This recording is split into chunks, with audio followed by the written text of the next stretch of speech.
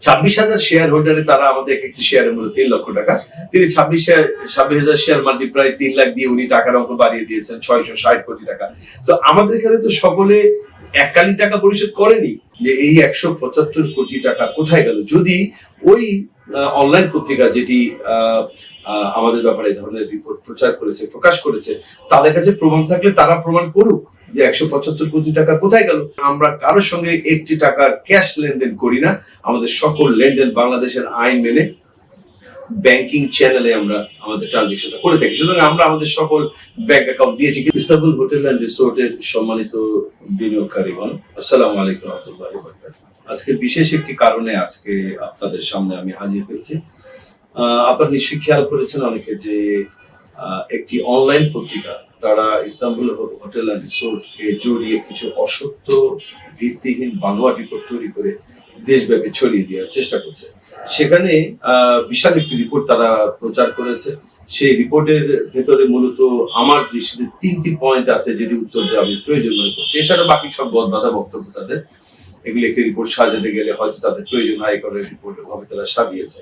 প্রথম যে প্রশ্নটি করেছে এবং যেটি শিরোনাম মূলত তারা করেছে যে মাসুদ সাইদের ইস্তানবুলে 175 কোটি টাকা কোথায় গেল।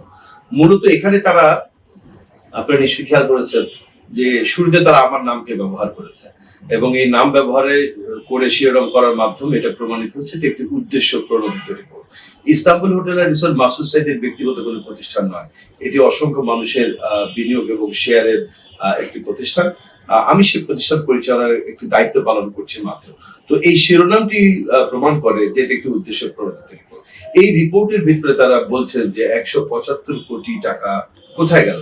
এই প্রশ্নটা আসলে আমারও, যে এই 175 কোটি টাকা কোথায় গেল। যদি ওই অনলাইন পত্রিকা যেটি আমাদের ব্যাপারে এই ধরনের রিপোর্ট প্রকাশ করেছে, তাদের কাছে প্রমাণ থাকলে তারা প্রমাণ করুক যে 175 কোটি টাকা কোথায় গেল। শুধু কোথায় গেল এই প্রশ্নটা উত্থাপন করে একটা রিপোর্ট তৈরি করা যায় কিনা, এটা আমি বিবেকবান সকল মানুষের কাছে প্রশ্ন রেখে যাচ্ছি। তাদের কাছে কোনো প্রমাণ নেই বলেই তারা একটা প্রমাণ ছুড়ে দিয়ে একটা অসত্য রিপোর্ট তারা প্রচার করেছে। তারপরও আমি বলতে চাই, আমার সম্মানিত বিনিয়োগকারী যারা আছেন ইস্তানবুল হোটেল অ্যান্ড রিসোর্টে, তাদেরকে সবাইকে আশ্বস্ত করতে চাই যে আপনারা যেভাবে আমাদেরকে বিশ্বাস করে টাকা দিয়েছেন, আপনাদের কষ্টার্জিত টাকা আমাদের কাছে আমানত, বহুবার বলেছি, সেই আমানতের টাকা আমরা জমিতে রেখেছি, আমরা ব্যাংকে ক্যাশ অবস্থায় আছে এবং কিছু টাকা আমরা আলাদা জমিতে বিনিয়োগ করেছি। কারণ আপনারা জানেন যে অতি সম্প্রতি বাংলাদেশে ব্যাংকিং জগতে একটা অস্থিরতা চলছে। সকল ব্যাংকগুলিতে, বিশেষ করে বাংলাদেশের বড় ব্যাংকগুলিতে অস্থিরতা চলছে। আমি সেই অস্থিরতা প্রসঙ্গে বিস্তারিত ব্যাখ্যা দিতে চাচ্ছি না। আমরা মানুষের টাকাগুলিকে সিকিউরড রাখার জন্য, মানুষের টাকাগুলি যাতে, তাদের আমানতটা যেন আমাদের কাছে সঠিকভাবে থাকে, তাদের টাকাগুলি যাতে নষ্ট না হয়ে যায়, যাতে কেউ এই যে ব্যাংক দখলকারী, ব্যাংক লুটপাটকারী যারা আছে, তারা যাতে আমাদের টাকা, জনগণের টাকা নষ্ট করতে না পারে, এই টাকাগুলি আমরা জমিতে ইনভেস্ট করেছি। সুতরাং টাকা কোথায় গেল এই প্রশ্ন একটা অবান্তর প্রশ্ন। টাকা যেখানে ছিল টাকা সেখানেই আছে এবং টাকা ইস্তানবুল হোটেল অ্যান্ড রিসোর্টের নামেই আছে।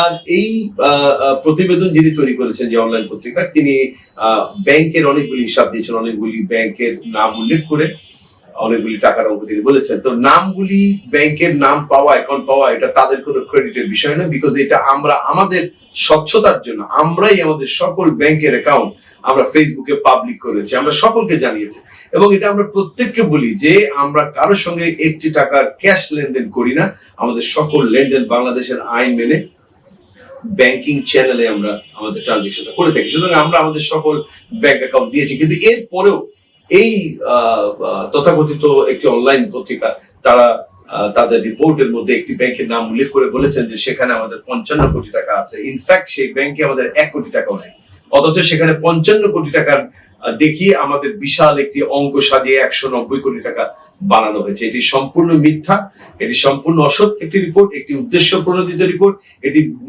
একটি বানোয়াট এবং ভিত্তিহীন একটি রিপোর্ট। এরপরে তারা আরো বলছে যে জমির শেয়ার বিক্রির জন্য আমরা বিএসএসি এর বাংলা অনুমোদন নিয়েছি কিনা। ইনফ্যাক্ট আমরা তো এখানে কোনো প্রাতিষ্ঠানিক শেয়ার বিক্রি করছি না, আমরা এখানে কোনো কোম্পানির শেয়ার বিক্রি করছি না, আমরা এখানে জমির মালিকানা শেয়ার সেল করছি। তো জমির মালিকানা শেয়ার করতে আমার জ্ঞান মতে বা আমার জানা মতে ডিএসসিসির কোনো অনুমোদনের প্রয়োজন নেই, যে কারণে আমরা কোনো অনুমোদন নেইনি। যদি এটা আমাদের আমরা আমাদের লয়ারের সঙ্গে কথা বলছি, যদি লয়ার বলেন যে হ্যাঁ এটার অনুমোদনের কোনো প্রয়োজন আছে, নিশ্চয়ই আমরা বিএসসিস থেকে অনুমোদন নিয়ে নেব। আরেকটি কথা বলা হচ্ছে যে আমরা প্রায় 26,000 শেয়ার সেল করেছি, এবং ওই অনলাইন পত্রিকার সাংবাদিক যিনি রিপোর্ট করেছেন, খুব করুণ হয় তার জন্য বা তার প্রকাশকের জন্য। 26,000 শেয়ার হোল্ডারে তারা আমাদের একটি শেয়ারের মূল্য 3 লক্ষ টাকা। তিনি 26,000 শেয়ার মাল্টি প্রায় 3 লাখ দিয়ে উনি টাকার অঙ্ক বাড়িয়ে দিয়েছেন 660 কোটি টাকা। তো আমাদের এখানে তো সকলে এককালীন টাকা পরিশোধ করেনি। আমাদের এখানে যে পরিমাণ শেয়ার সেল হয়েছে তার কিছু সংখ্যক মানুষ আছেন যারা এককালীন মূল্য পরিশোধ করেছেন, বাকিরা সবাই ইনস্টলমেন্টে টাকা পরিশোধ করছেন।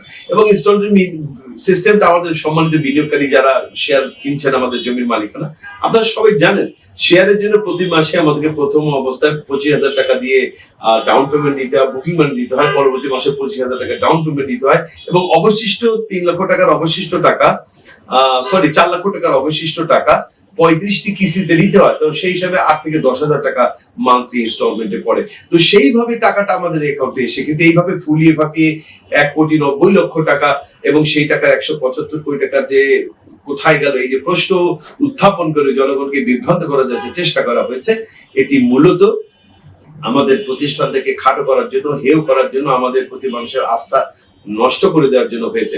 মূলত গত আমাদের প্রতিষ্ঠানের আনুষ্ঠানিক যাত্রা আমরা শুরু করেছি আজকে প্রায় 9 মাস।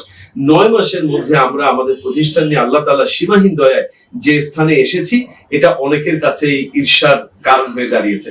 আমাদের পেছনে অনেক ধরনের ষড়যন্ত্র চলছে আমাদের পেছনে, এবং আমাদের প্রতিষ্ঠানটাকে ছোট করে দেওয়া, আমাদের প্রতি, আমাদের প্রতিষ্ঠানের প্রতি মানুষের আগ্রহ কিংবা বিশ্বাসের জায়গাটা নষ্ট করে দেওয়ার জন্য অনেক ধরনের পরিকল্পনা চলছে। আমি মনে করি এই রিপোর্ট সেই পরিকল্পনারই একটি অংশ। সম্মানিত ভাইরা, আপনারা কোন ধরনের গুজবে বা মিথ্যা অপপ্রচারে আপনারা বিভ্রান্ত হবেন না। আমি বিশ্বাস করি আপনারা কেউ হননি, তারপরও বলে রাখছি যে বিভ্রান্ত হবেন না। ইনশাআল্লাহ আপনাদের আমানতের টাকা আমাদের কাছেই আছে এবং ব্যাংকেই আছে, জমিতেই বিনিয়োগ করা আছে, এর বাইরে কোথাও একটি টাকাও বিনিয়োগ করা হয়নি এবং একটি টাকা অন্য কোথাও নেই। তারপরও আমি চ্যালেঞ্জ সহকারে বলবো, ওই অনলাইন পত্রিকা যারা প্রচার করেছেন যে 175 কোটি টাকা কোথায় গেছে, আমি চ্যালেঞ্জ করছি তাদেরকে এই 175 কোটি টাকার হিসাব এবং প্রমাণ দেওয়ার জন্য।